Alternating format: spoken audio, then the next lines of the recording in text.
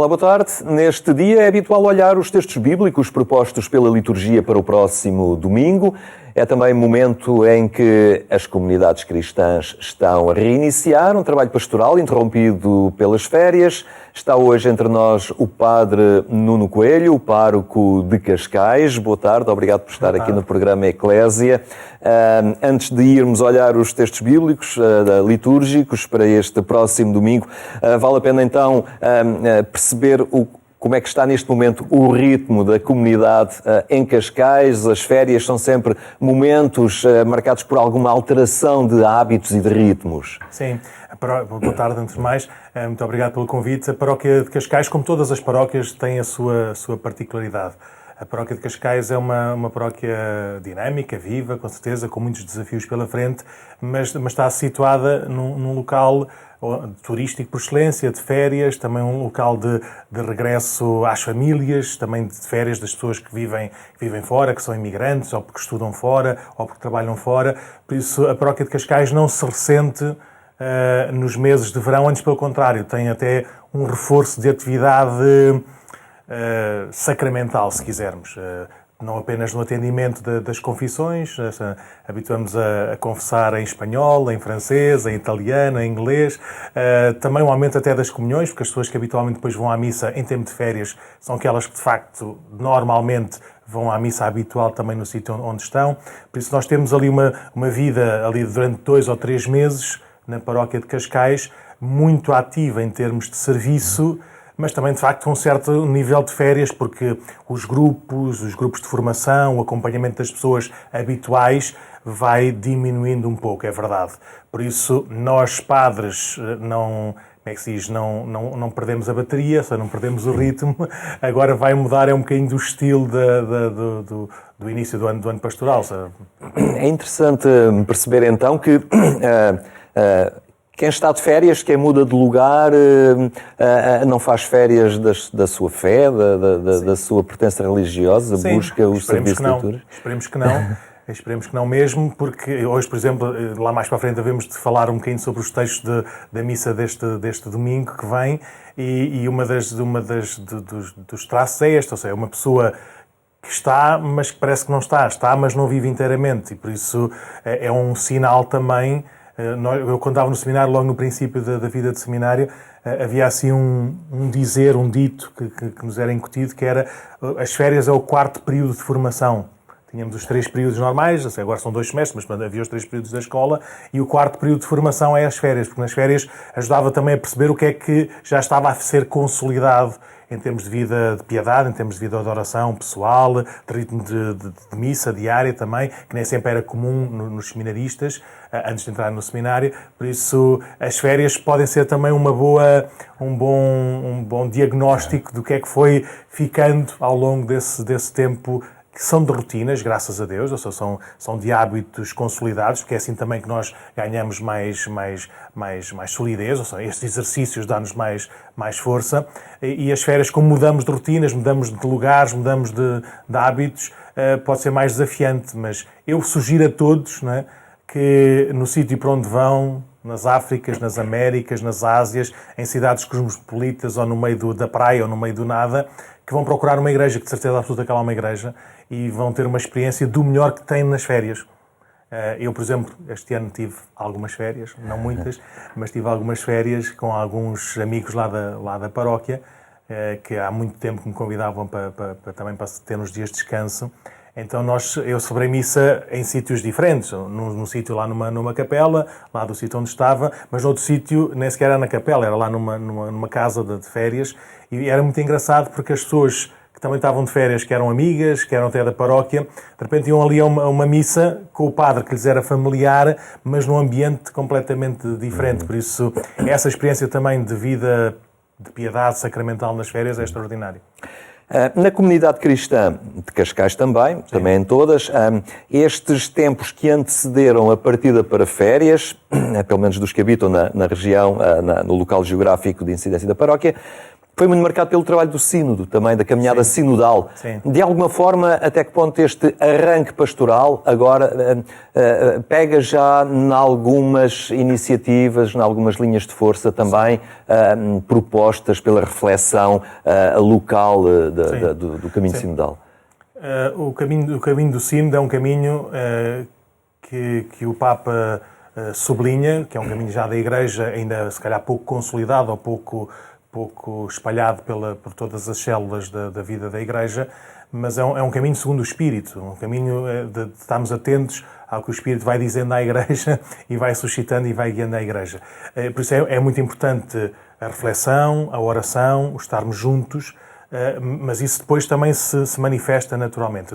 Eu só dando assim um exemplo rápido, quando nós na Diocese de Lisboa fizemos o nosso sínodo também, nós estávamos na parte final um bocadinho da recepção, das conclusões do sínodo, tivemos assim alguns anos de exercício mais voltados para a formação, ou para a vida litúrgica, ou para a vida da caridade, e depois de repente estávamos nesse ano da caridade, da prática, e de repente a pandemia, fecha tudo.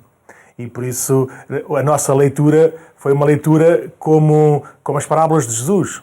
O reino dos céus é semelhante a um trabalhador que lança a semente e depois vai dormir. Vai dormir porque é o Espírito que faz crescer a semente e que há de dar fruto a seu tempo. Não é? E por isso o Espírito Santo,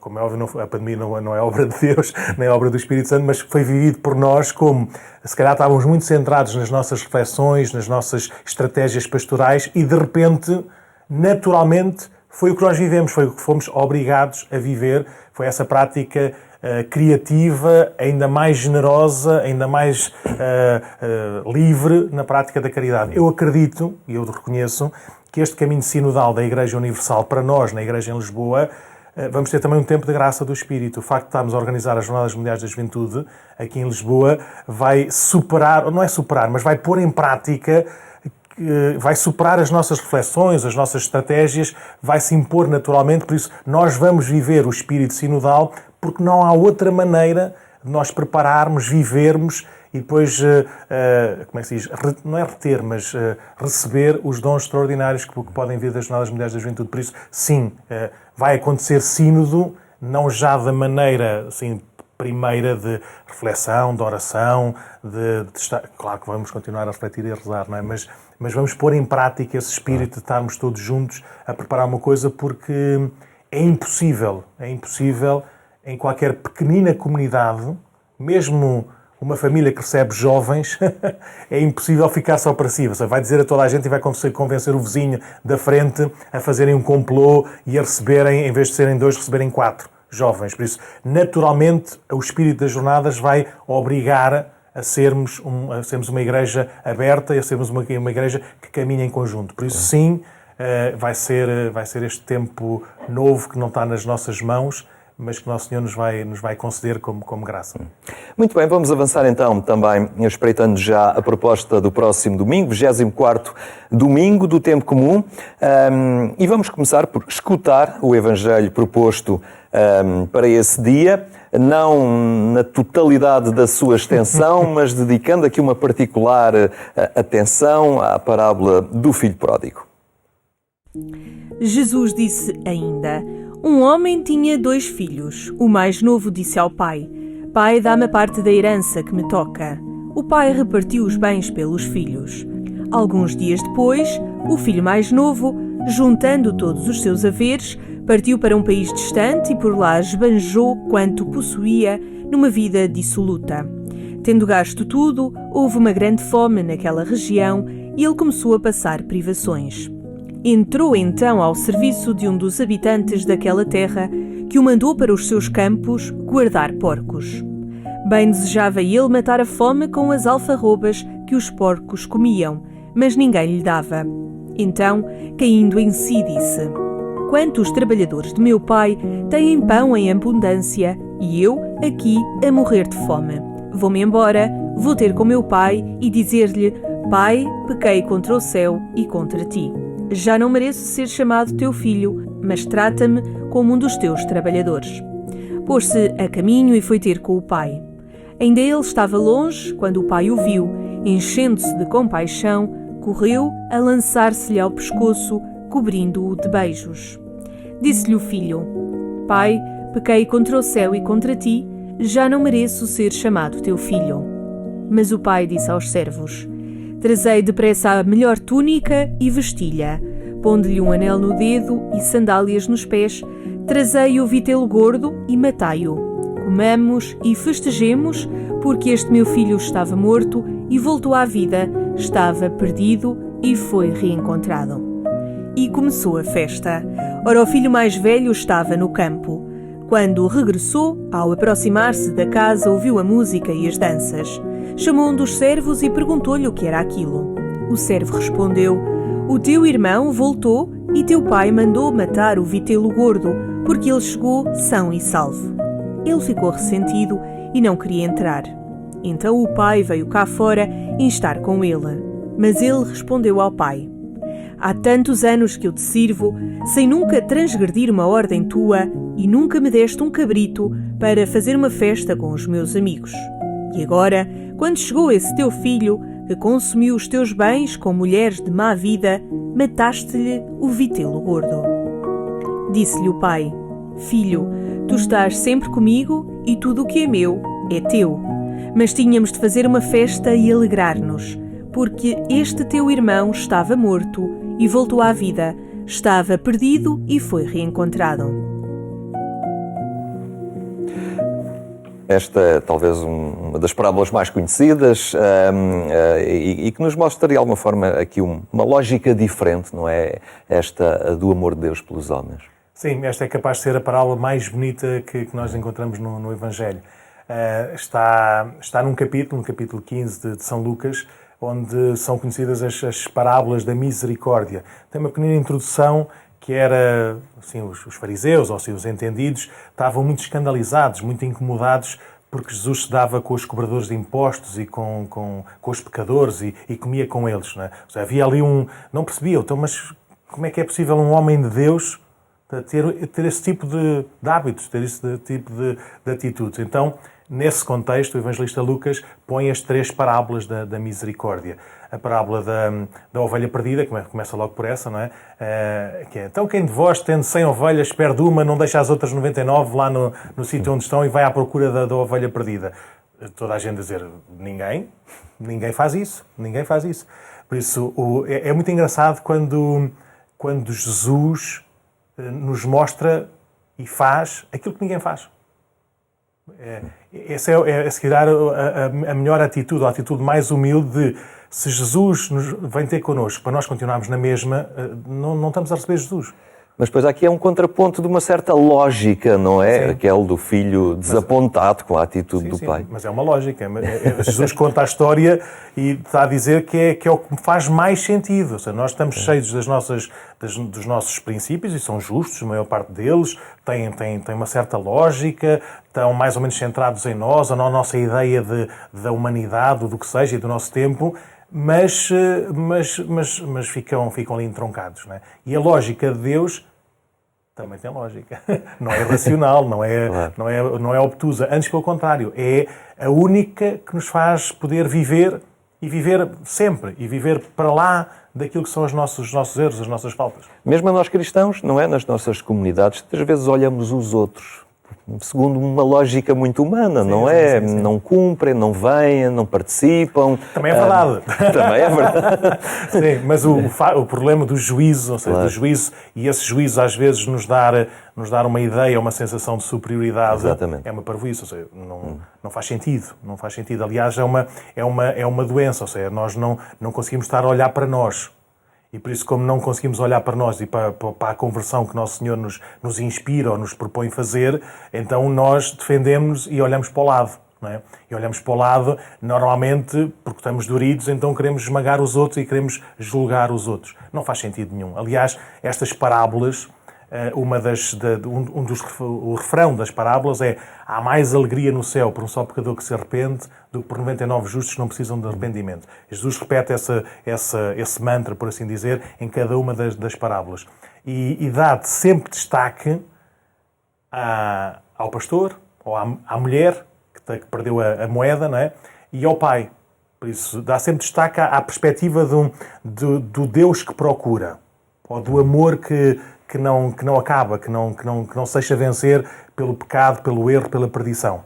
Isso é o que nós devemos aprender também, a viver como o Pai. E depois a dimensão deste amor, desta misericórdia, é que a parábola reforça particularmente o grau de vida dissoluta que o filho levou, não é? Não foi assim uma coisita que ele chegou mais tarde a casa, não é? Sim. Andou, esbanjou, gastou, mas não há medida, não é, para o amor de Deus. É a cena mais comovente, a meu ver. Ou seja, há muitas perspectivas destas leituras e já há quadros e músicas e poemas, de certeza, que cantam isto muito melhor e nós, por mais que a gente ficasse aqui a falar, não diríamos nada, não chegaríamos à beleza deste texto com estas linhas todas.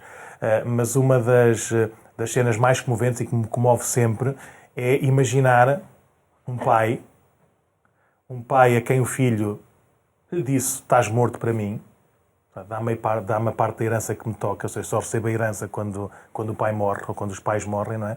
Por isso não quer saber, ou seja, deixa-me ir à minha vida, que para mim isto aqui já acabou, não me interessa.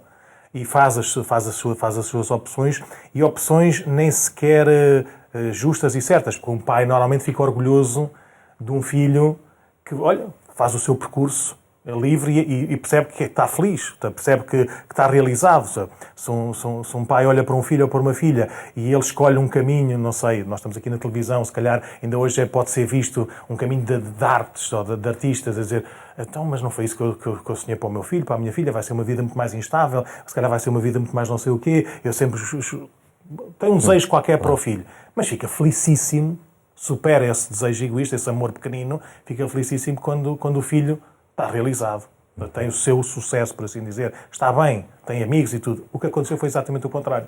Foi um filho que não só disse ao pai: estás morto para mim, como depois o próprio filho quase se matou, ou seja, ficou sem vida nenhuma, sem riqueza nenhuma. E então imaginar a cena de um pai que continua à espera do filho, que regressa a casa.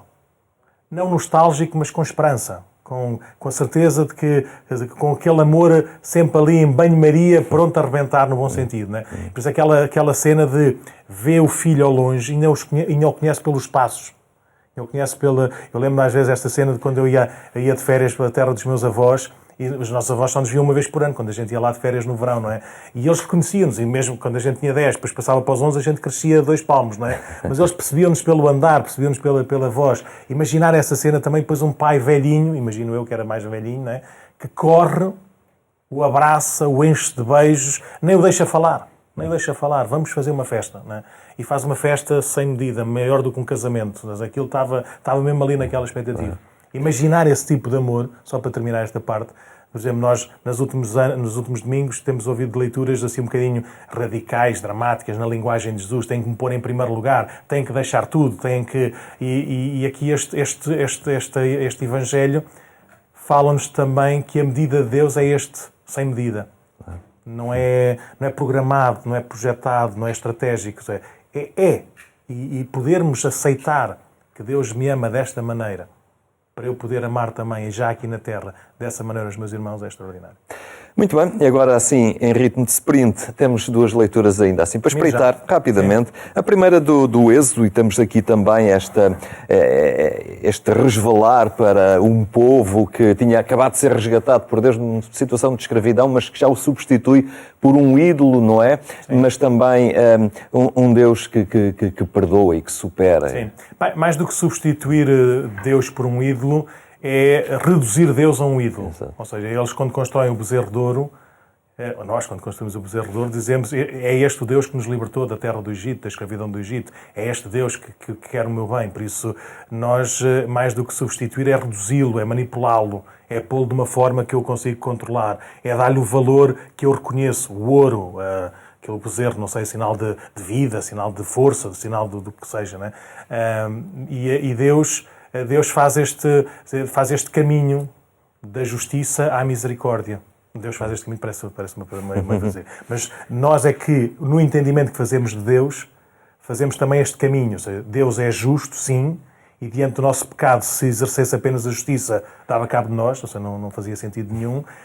Mas Deus não sendo injusto, supera ou leva à perfeição a justiça na misericórdia. E a misericórdia porquê? Moisés reza a Deus a dizer, então não és tu Deus de Abraão, de Isaac, de Jacó, não és tu Deus que fez sair este povo do Egito, por isso continua a exercer essa misericórdia. Por isso é uma leitura típica do Antigo Testamento e do Pentateuco que nos ajuda a irmos percebendo cada vez melhor a Deus na sua justiça e na sua perfeição de justiça, que é o seu amor.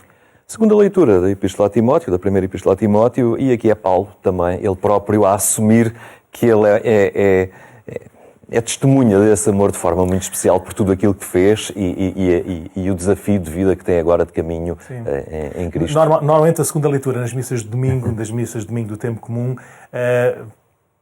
pode parecer um bocadinho desfasada, porque nós vamos lendo as cartas de São Paulo, normalmente, regra geral, e vamos lê-las assim de uma forma mais ou menos contínua. Por isso, nem sempre o tema da leitura de São Paulo, que nos calha ao domingo, nem sempre está assim tão diretamente ligado ao tema principal do Evangelho, que depois, a partir do qual se escolhe a primeira leitura do Antigo Testamento. Hoje, calha tudo certinho. Hoje é o próprio Paulo a dar testemunho a Timóteo que ele foi alcançado pela misericórdia de Deus. E usa uma expressão tão bonita, não é? Onde abundou o pecado, superabundou a graça. Como quer dizer, a medida do amor de Deus, a medida da misericórdia, é sempre mais inteira, mais completa e redentora e salvadora. Por isso, São Paulo apresenta esse exemplo a Timóteo, para ele também, Timóteo, não perder esta noção e esta experiência que ele é o primeiro filho mais novo a ser recebido em festa, em casa, e que ele seja sempre expressão e testemunho desta alegria do recomeço, ou do reencontro, ou da vida em Deus. Muito bem, Padre Nuno Coelho, muito obrigado por esta partilha, por nos ajudar aqui, nos conduzir também na compreensão desta proposta para o 24º Domingo do Tempo Comum. Obrigado por ter vindo. Quase no fim, recordo ainda que amanhã, a partir das 6 da manhã, pode acompanhar o programa Eclésia na Antena 1. Nós regressamos na segunda-feira. Até lá, tenha um ótimo fim de semana.